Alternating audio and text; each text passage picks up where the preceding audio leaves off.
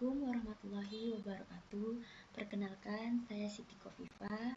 Sini saya akan mempresentasikan analisis mengenai peraturan daerah Kabupaten Tanjung Jabung Barat nomor 8 tahun 2013 tentang pengelolaan barang milik daerah.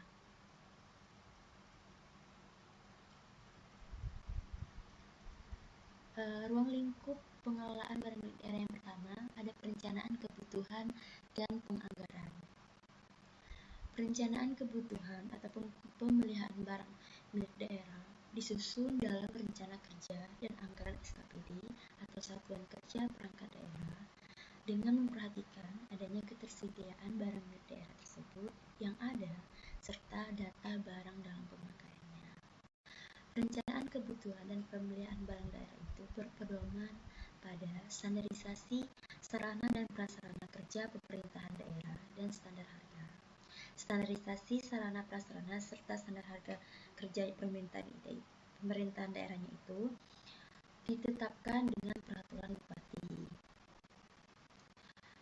Pengelolaan bersama pengguna membahas usul rencana kebutuhan barang milik daerah atau rencana kebutuhan pemeliharaan barang daerah ini pada masing-masing SKPD dengan memperhatikan data barang pada penggunaan atau pengelolaan untuk ditetapkannya sebagai rencana kebutuhan barang milik daerah dan rencana kebutuhan pemeliharaan barang milik daerah.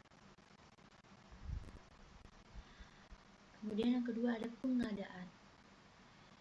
Dalam pengadaan barang milik daerah ini dilaksanakan dengan prinsip-prinsip seperti yang efisien, efektif, transparan, terbuka, bersaing serta adil dan tidak ada diskriminatif atau akuntabel. Pengadaan barang milik daerah ini dilaksanakan oleh panitia pengadaan barang atau jasa pemerintahan daerah. Perangkat organisasi unit layanan pengadaan ini ditetapkan dengan kesesuaian dengan keputusan bupati dan dilaksanakan juga sesuai dengan ketentuan peraturan perundang-undangan. Yang ketiga ada penerimaan dan penyaluran. Hasil pengadaan barang itu diterima oleh penyimpan barang. Penyimpanan barangnya ini berkewajiban melaksanakan tugas administrasi penerimaan barang milik daerah, di mana hasil pengadaan barang milik daerah yang tidak bergerak itu diterima oleh kepala SKPD, kemudian melaporkan kepada bupati untuk ditetapkannya penggunaannya. Penerimaan barang itu dilakukan setelah diperiksa oleh panitia pemeriksa barang daerah dan memohon adanya berita acara pemeriksaan. Kemudian permintaan daerah itu menerima barang dari pemenuhan kewajiban pihak ketiga berdasarkan perjanjian atau pelaksanaan dari suatu perizinan tertentu. Pemerintahan daerah itu dapat menerima barang dari pihak ketiga yang merupakan sumbangan, hibah, wakaf, dan juga penyerahan dari masyarakat. Selanjutnya ada penggunaan. Status penggunaan barang milik daerah itu ditetapkan dengan keputusan bupati. Penetapan status penggunaan barang milik daerah ini diatur dengan tata cara yaitu yang pertama ada pengguna melaporkan barang milik daerah yang diterima kepada pengelola disertai dengan asal penggunaannya. Dan yang kedua, pengelola itu meneliti usul penggunaan tadi untuk ditetapkan status penggunaannya. Penetapan dari status penggunaan tanah atau bangunan ini dilakukan dengan ketentuan bahwa tanah atau bangunan itu digunakan untuk kepentingan penyelenggara tugas pokok dan fungsi penggunaan atau kuasa penggunaan. Pengguna yang tidak menyerahkan tanah atau bangunan yang tidak digunakan untuk menjalankan tugas pokok dan fungsi SKPD itu bersangkutan kepada bupati dikenakan sanksi berupa pembekuan atau pemeliharaan tanah atau bangunan bangunan tersebut. Selanjutnya ada penata usahaan. Dalam penata usahaan itu ada bagian-bagiannya. Yang pertama ada pembukuan. Dalam pembukuan itu pengguna atau penguasa pengguna itu melakukan pendaftaran dan pencatatan barang milik daerah itu ke dalam daftar barang penggunaan atau DPP atau daftar barang kuasa pengguna penggolongan dan kodifikasi barangnya. Pencatatan barang milik daerah itu dimuat dalam kartu inventaris barang. Ada pembantu pengelola untuk melakukan rekapitulasi atas pencatatan dan pendaftaran barang milik daerahnya. Yang kedua, dalam bagian penatasan ada inventarisasi. Pengelolaan dan penggunaan melaksanakan sensus barang milik daerah itu dalam setiap 5 tahun sekali untuk menyusun adanya buku inventaris dan buku induk inventaris beserta rekap barang milik pemerintahan daerah. Pengelolaan itu bertanggung jawab atas pelaksanaan sensus barang milik daerah. Pelaksanaan sensus tersebut ditetapkan dengan keputusan bupati. Bagian penatasan yang ketiga ada pelaporan. Dalam pelaporan, penggunaan kuasa pengguna itu menyusun laporan barang barangnya itu dalam laporan semesteran atau tahunan. Laporan itu disampaikan kepada bupati melalui pengelola, dan pembantu pengelola itu menghimpun laporan menjadi laporan barang milik daerah atau LBMD. LBMD tersebut digunakan sebagai bahan untuk menyusun rencana pemerintahan daerah. Next, selanjutnya ada pemanfaatan. Kriteria pemanfaatan barang milik daerah berupa tanah atau bangunan. Selain tanah atau bangunan yang dipergunakan guna untuk menunjang penyelenggaraan tugas pokok dan fungsi SKPD itu dilaksanakan oleh pengguna setelah mendapatkan persetujuan pengelola.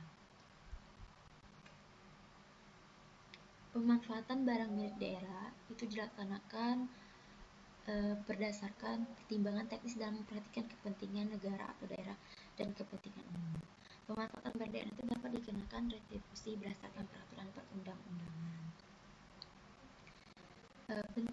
Dalam pemanfaatan itu ada bentuk pemanfaatan barang daerah yang berupa seperti sewa, pinjam pakai, kerjasama pemanfaatan, serta bangun guna serah dan bangun serah guna. Kemudian ada penilaian. Penilaian barang milik daerah itu dilakukan dalam rangka penyusunan neraca pemerintahan daerah, pemanfaatan dan pemindahtanganan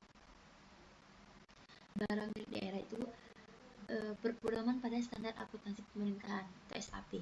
Penilaian barang milik daerah tersebut dilaksanakan oleh tim yang ditetapkan oleh bupati dan dapat melibatkan penilaian yang independen yang bersertifikat di bidang penilaian aset.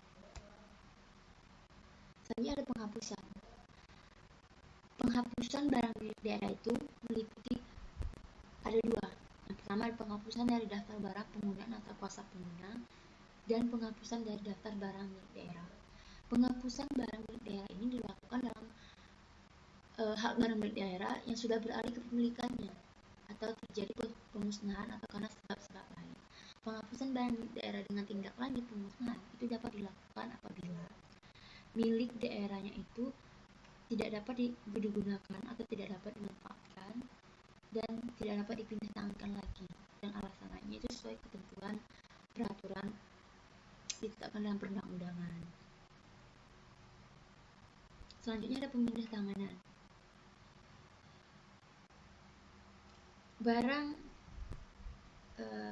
Barang milik daerah yang sudah rusak dan tidak dapat dipergunakan itu dihapus dari daftar investasi barang milik daerah.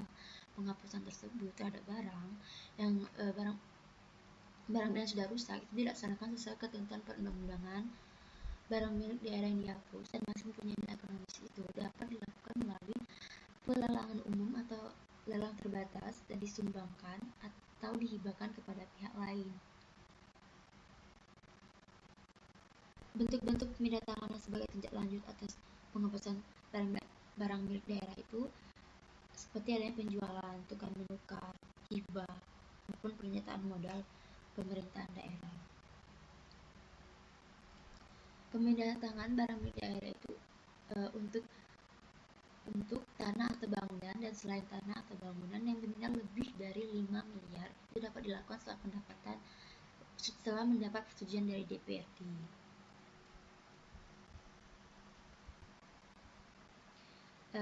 Ada pemindahan tangan barang milik daerah yang berupa tanah atau bangunan itu yang tidak memerlukan persetujuan DPRD itu apabila sudah tidak sesuai dengan tata ruang wilayah atau penataan kota.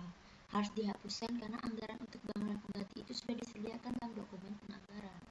Diperuntukkannya bagi pegawai negeri, diperuntukkannya bagi kepentingan umum, serta dikuasai negara itu berdasarkan keputusan pengadilan telah memiliki kekuatan hukum yang berdasarkan ketentuan perundang-undangan. Jadi jika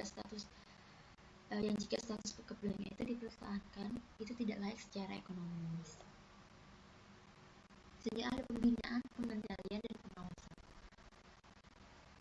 Pengelolaan barang milik daerah itu dilakukan oleh bupati. Pengguna barang itu melakukan pemantauan dan penertiban terhadap penggunaan, pemanfaatan, pemindah tanganan, penatausahaan, pemeliharaan serta pengamanan barang milik daerah yang berada di bawah penguasaannya. Pengelolaan itu berwenang untuk melakukan pemantauan dan investigasi atas pelaksanaan penggunaan, pemanfaatan, pemindahan tangan barang milik daerah tersebut dalam rangka penertiban penggunaan, pemanfaatan, dan pemindah tangan barang milik daerah sesuai dengan ketentuan yang berlaku.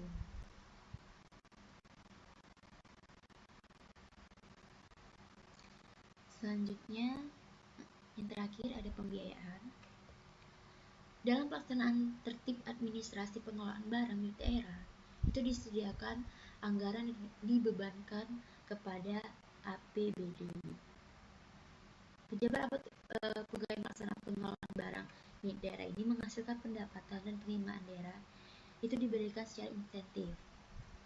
Penyimpan barang atau pengurus barang itu dapat melaksanakan tugas yang diberikan tunjangan khusus yang besarannya itu disesuaikan dengan kemampuan keuangan daerahnya, ditetapkan dengan keputusan oleh kepala daerahnya. Terakhir ada sanksi. Dalam sanksi itu ada ganti rugi. Setiap pejabat, pegawai, masyarakat, ataupun pihak ketiga yang menyebabkan adanya kerugian daerah akibat dari seperti misalnya kelalaian, penyalahgunaan atau pelanggaran hukum atas pengelolaan barang milik daerah itu wajib memberikan ganti ruginya sesuai dengan peraturan perundang-undangan. Tuntutan ganti rugi itu dilakukan secara musyawarah untuk mufakat. Dalam hal musyawarah atau untuk mufakat itu tidak tercapai setiap kerugian daerah akibat kelalaian atau penyalahgunaan atau pelanggaran hukum atas pengelolaan barang milik daerah diselesaikan melalui tuntutan ganti rugi sesuai dengan peraturan perundang-undangan.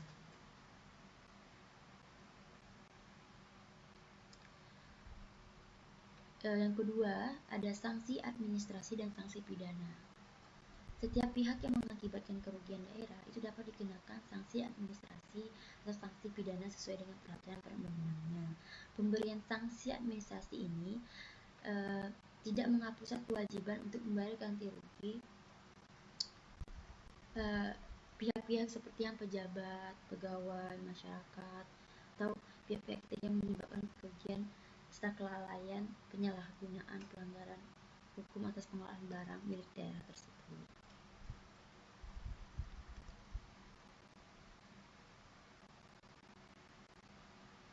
Kesimpulannya adalah barang milik daerah itu merupakan aset daerah yang harus dikelola dengan baik agar dapat memberikan manfaat secara optimal dalam mendukung penyelenggaraan pemerintahan dan pembangunan daerah. Untuk itu, pengelolaan barang milik daerah itu harus dilaksanakan dengan memperhatikan asas-asasnya seperti asas fungsional, asas kepastian hukum, adanya asas transparan, asas efisiensi, asas akuntabilitas.